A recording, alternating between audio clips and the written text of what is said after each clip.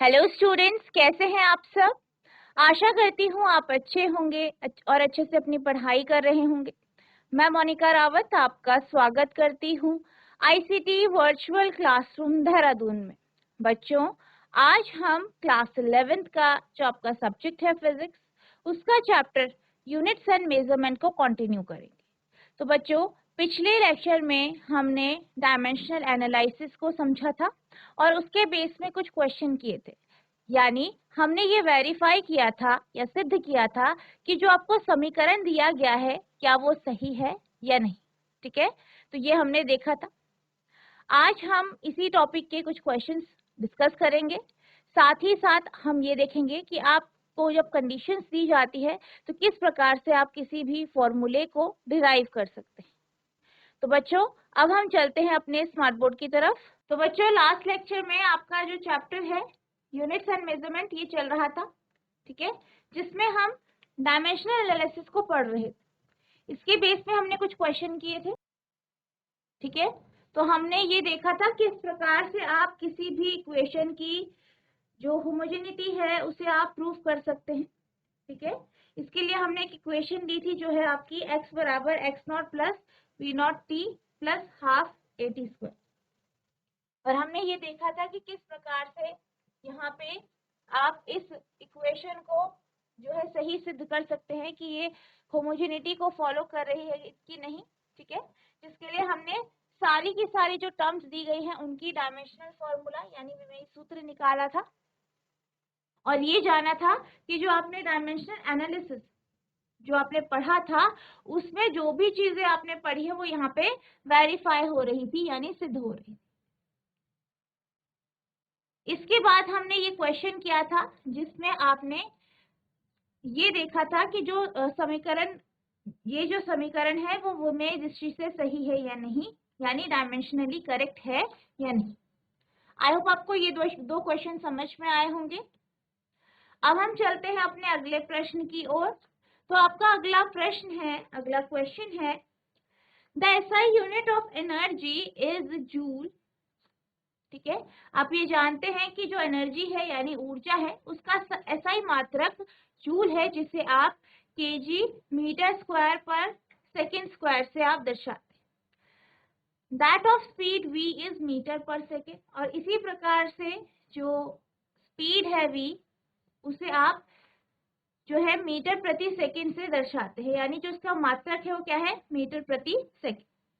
And of acceleration a is metre पर second square. और इसी तरीके से अगर हम त्वरण की बात करें तो त्वरण का जो आपका एसआई मात्रक है वो मीटर प्रति सेकेंड स्क्वायर है। Which of the following formula for kinetic energy given below can you rule out in the on the basis of dimensional argument? अब आपसे ये कहा गया है कि नीचे आपको k यानी काइनेटिक एनर्जी यानी गतिज ऊर्जा के कुछ जो है आपको इक्वेशन दी गई, आपको बताना है कि इनमें से कौन सी सही है। और यहाँ पे जो m है वो आपका द्रव्यमान को दर्शाता है, यानी वस्तु के द्रव्यमान को दर्शाता है।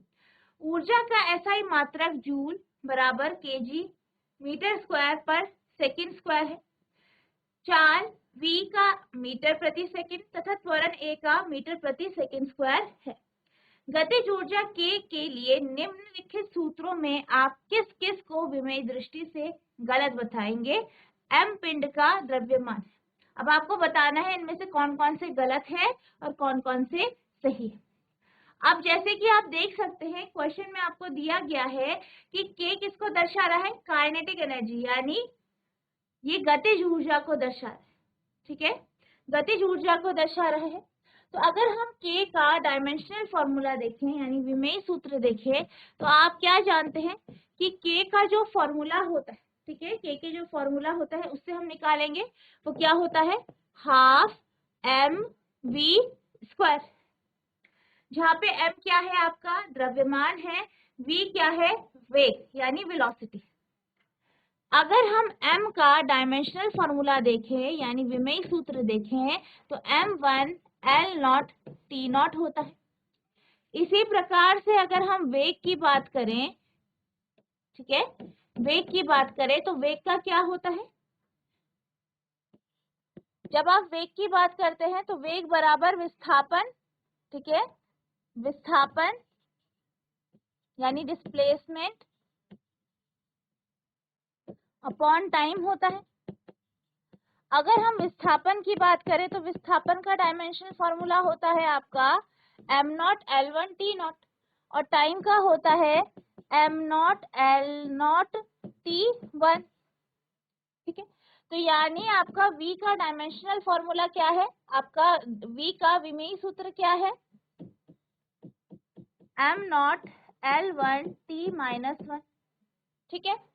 तो v का क्या है आपका m not L1 T minus 1, ठीक है। इसको आपको साथ साथ नोट करते रहना है, ठीक है। साइड में आप v का इस तरीके से डायमेंशनल फॉर्मूला यानी विमेय सूत्र निकालें, ठीक है। तो इस तरीके से आप निकालेंगे। आई होप आपने डिस्प्लेसमेंट सॉरी जो आपका विस्थापन है, विस्थापन का जो हमने यहाँ पे विमेय सूत्र निकाला है वो आपने लिख लिया होगा। अब हम इसे मिटा देते हैं, ठीक है। अब हम क्या करेंगे, काइनेटिक एनर्जी का जो हमने फॉर्मूला लिखा है, गतिज ऊर्जा का जो हमने फॉर्मूला लिखा है, वहां पे इसको हम जो है निकालेंगे कि आपको गतिज ऊर्जा का जो है डायमेंशनल फॉर्मूला क्या है, फॉर्मूले में रखें। तो k बराबर हाफ एम वी स्क्वायर है, तो यानी k बराबर half m v into v, या आप लिख सकते हैं v का स्क्वायर, ठीक है। या आप इस तरीके से लिख सकते हैं या फिर आप इस तरीके से भी लिख सकते हैं, ठीक है। अब 1/2 यानी हाफ जो होता है ये क्या है, कांस्टेंट है, ठीक है, क्योंकि ये क्या है, न्यूमेरिकल वैल्यू। अब यहाँ पे आपके पास m है, m का लिखेंगे आप, m का डायमेंशनल फॉर्मूला लिखेंगे m1 L not T not, और फिर आप v का लिखेंगे तो v का आपका जो डायमेंशनल फॉर्मूला है यानी विमेय सूत्र जो है आपका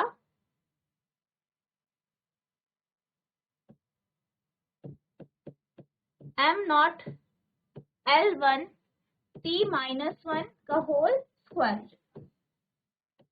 ठीक है। इस तरीके से आप लिखेंगे, या आप इसे 2 बार मल्टीप्लाई कर सकते हैं, या इस तरीके से भी आप इसे लिख सकते हैं,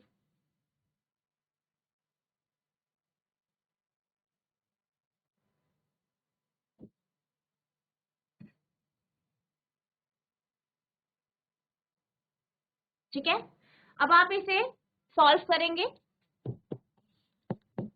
m1 L not T not, अब दूसरी side m not L1 T minus 1 और आपका ऊपर स्क्वायर है, तो ये आप जानते हैं कि अंदर आ जाएगा और MLT की जो पावर है उनके साथ मल्टीप्लाई हो जाएगा यानी गुणा हो जाएगा, तो हो जाएगा आपका m 2 into 0 L 2 into 1 T 2 into minus 1। अब आप इसे सॉल्व करेंगे,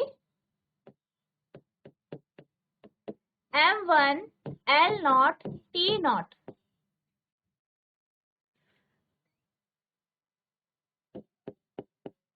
MLT है आपके पास, ठीक है, इस तरीके से।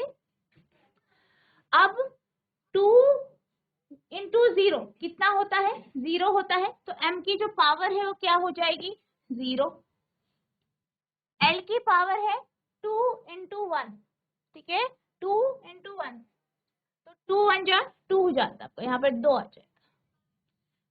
इसी तरीके से 2 इंटू माइनस 1 तो माइनस 2, माइनस 2 यहाँ पे आ जाएगा। अब आप देख सकते हैं कि ये जो 2 डायमेंशनल फॉर्मूला है यानी विमेय सूत्र है, ये आपस में क्या हो रहे हैं, गुणा हो रहे हैं, मल्टीप्लाई हो रहे हैं। तो आप ये जानते हैं कि जिसका बेस सेम है वो क्या हो जाएंगी, उसकी जो पावर है वो ऐड हो जाएंगी, ठीक है। तो यानी m की पावर जो है जुड़ जाएंगी 1 प्लस 0, L की पावर 0 प्लस 2 और T की पावर 0 माइनस प्लस माइनस 2, ठीक है। तो आप इस तरीके से लिखेंगे m L T, 1 plus 0, 0 plus 2, 0 plus minus 2। ठीक है, m की पावर 1 आई L2t माइनस 2। ठीक है, तो ये इसका क्या आ गया, डायमेंशनल फॉर्मूला आ गया। ठीक है, आप इस तरीके से निकाल सकते हैं k का जो आपका डायमेंशनल फॉर्मूला है, या आपको जिस तरीके से यहाँ पे दिया गया है J बराबर kg मीटर स्क्वायर पर सेकेंड स्क्वायर से, इससे भी आप निकाल सकते हैं। ठीक है, तो जूल क्या है आपका, आपका जो एनर्जी है या काइनेटिक एनर्जी है। ठीक है, काइनेटिक एनर्जी हो चाहे आपकी कोई भी एनर्जी है, उसका जो आपका एसआई यूनिट वो जूल होती है। ठीक है, तो आप डायरेक्ट इस फॉर्मूले से जो आपको यहाँ पे इसकी वैल्यू दी गई, ठीक है, जे का जो मान दिया गया है उससे भी आप निकाल सकते हैं। क्या दिया गया है, केजी मीटर स्क्वायर पर सेकेंड स्क्वायर, ये दिया गया है। तो केजी क्या है आपका, मास को दर्शाता है, तो m1 हो जाएगा।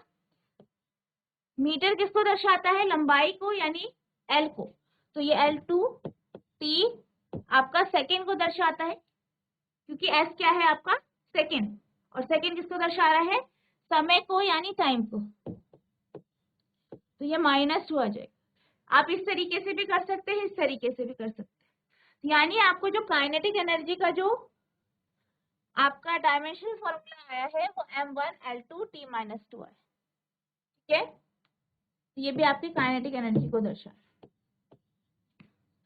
अब हम एक एक करके ये चेक करेंगे, कि जो आपको यहाँ पे सूत्र दिए गए हैं या फॉर्मूले दिए गए हैं क्या वो सही हैं। ठीक है, तो सबसे पहले हम पहला लेते हैं k बराबर m² v³।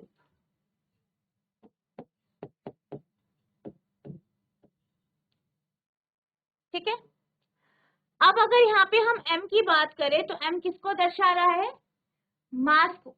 ठीक है, मास यानी द्रव्यमान को दर्शा रहा है। ठीक है, और v क्या है आपका, वेग है। तो m का डायमेंशनल फॉर्मूला यानी विमेय सूत्र क्या है, m1 L0 T0, इसका क्या हो जाएगा स्क्वायर। v किसे दर्शा रहा है, वेग। ठीक है, और वेग का आपने अभी देखा था, हमने डायमेंशनल फॉर्मूला निकाला था, क्या आया था, m0 L1 T -1, और यहाँ पे पावर कितनी है, क्यूब हो रही है। अब आप क्या करेंगे, ये पावर आपके अंदर आ जाएगी और नीचे mlt जो आपका लिखा गया है उसकी पावर के साथ ये मल्टीप्लाई हो जाएगी यानी गुणा हो जाएगी। तो m आपका हो जाएगा, यहाँ पे मल्टीप्लाई होगा 2 × 1 L, 2 × 0 T, 2 × 0। इसी तरीके से जो दूसरा आपका डायमेंशनल फॉर्मूला है यानी विमेय सूत्र है, उसको भी आप इसी तरीके से लिखेंगे। ठीक है, m3 क्या होगा, जो 3 है बाहर वो अंदर आ जाएगा और mlt की जो पावर है उनके साथ गुणा हो जाएगा यानी मल्टीप्लाई हो जाएगा। तो 3 × 0 L, 3 × 1 T, 3 × -1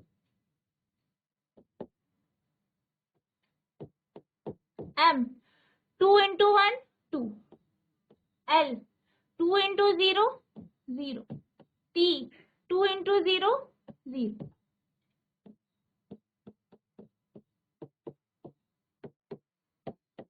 ठीक है, नेक्स्ट है आपका m, 3 × 0, तो 3 × 0 आपका 0 होता है। L, 3 × 1 3 आएगा, 3 × 1 3 होता है। T, 3 × -1 तो -3। ठीक है, इस तरीके से। अब आप देख सकते हैं दोनों डायमेंशनल फॉर्मूला आपस में क्या हो रहे हैं, गुणा हो रहे हैं यानी मल्टीप्लाई हो रहे हैं। तो इनकी जो पावर है वो क्या हो जाएगी, ऐड हो जाएगी, जुड़ जाएगी। ठीक है,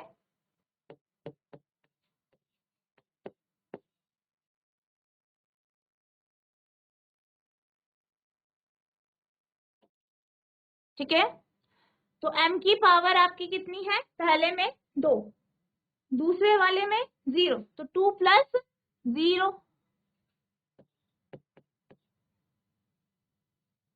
L की पावर कितनी है, पहले में 0 है, दूसरे में 3, तो 0 + 3। T की पावर पहले वाले फॉर्मूले में 0 है, दूसरे में -3, तो 0 + -3। M 2 + 0 2, L 0 + 3 आपका 3 हो जाएगा, T ये होगा 0 - 3। ठीक है, साथ साथ नोट करते जाइए आप इसे। ठीक है, तो आपका m² L³ T आपका -3 हो जाए। ठीक है, अब आप देख सकते हैं कि यहाँ पे जो आपका RHS है, ये क्या है, आपका RHS है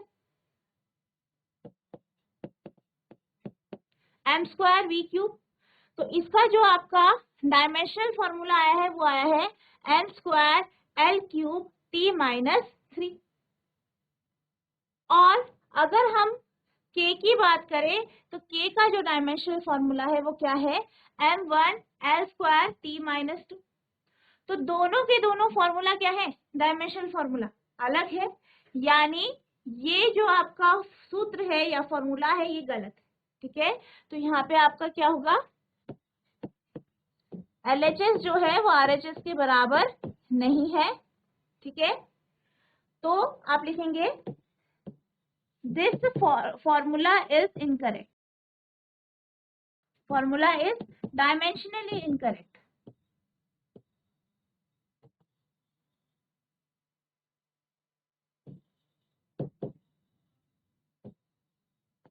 ठीक है, तो आप क्या लिखेंगे, this formula is dimensionally incorrect, यानी यह सूत्र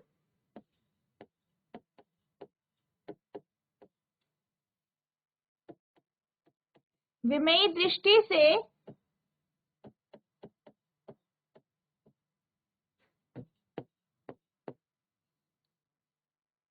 गलत है।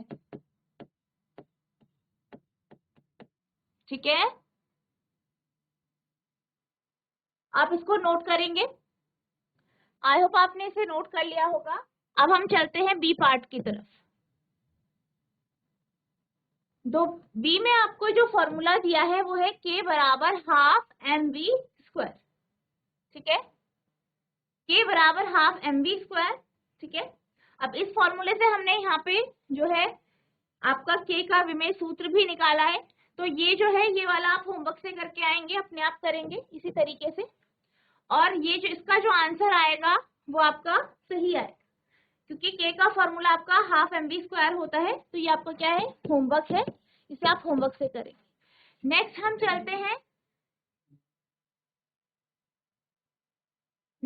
चलते हैं सी पार्ट की ओर। तो सी पार्ट क्या है, k बराबर ma।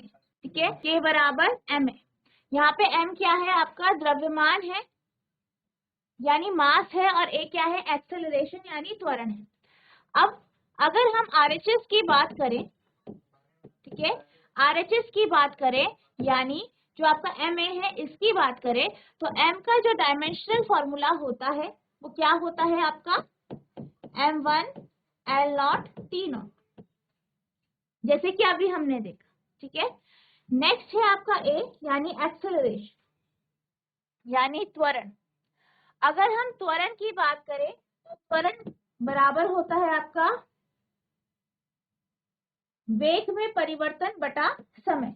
ठीक है, del v/t।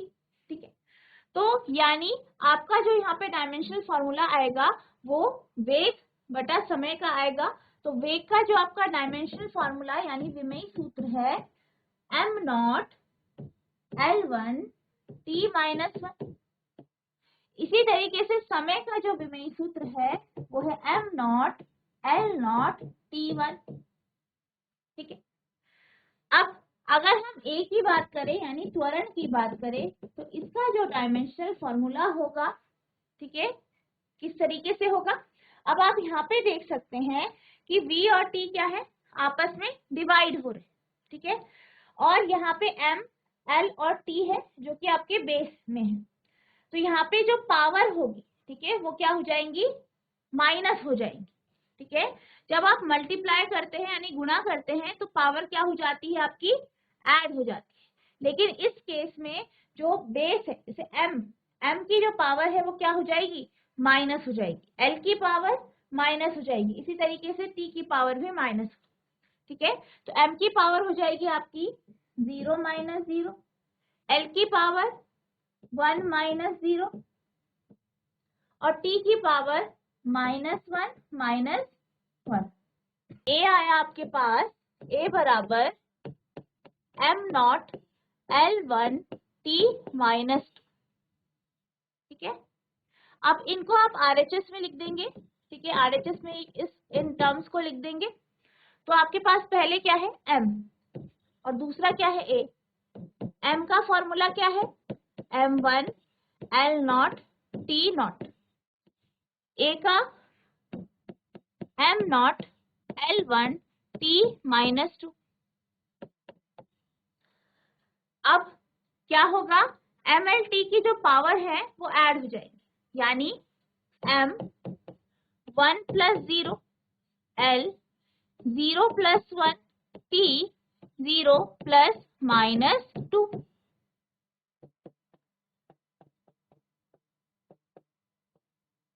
m की पावर आपकी 1 प्लस 0 1, l की पावर 0 प्लस 1 1, t की पावर 0 प्लस माइनस 2। तो क्या हो जाएगा यहाँ पे 0 माइनस 2, यानी कि m1 L1 t 0 माइनस 2 तो माइनस 2।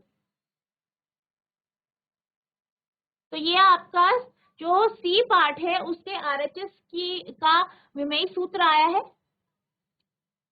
अब अगर हम K का विमेय सूत्र देखें तो कितना है, m1 L2 t माइनस, और यहाँ पे आपके पास आया है m1 L1 t माइनस 2। तो आप देख सकते हैं कि जो LHS है वो RHS के बराबर, यानी ये जो सूत्र है या ये फॉर्मूला जो है वो क्या है, डायमेंशनली रॉन्ग है, यानी विमेय दृष्टि से गलत है। तो आप लिखेंगे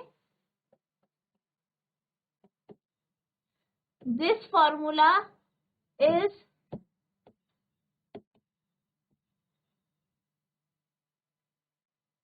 डायमेंशनली रॉन्ग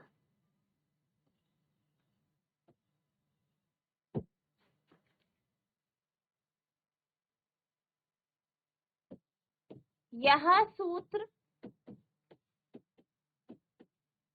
विमेय दृष्टि से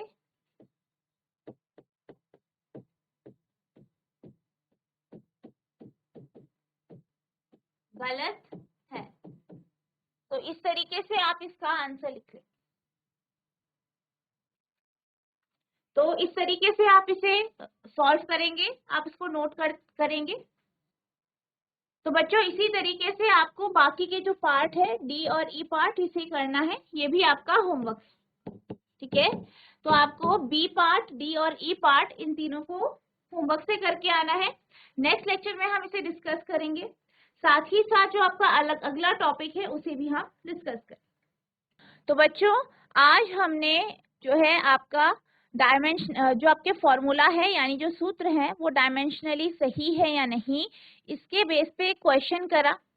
इसके हमने 2 पार्ट्स डिस्कस किए। आई होप आपको ये दोनों पार्ट समझ में आए होंगे।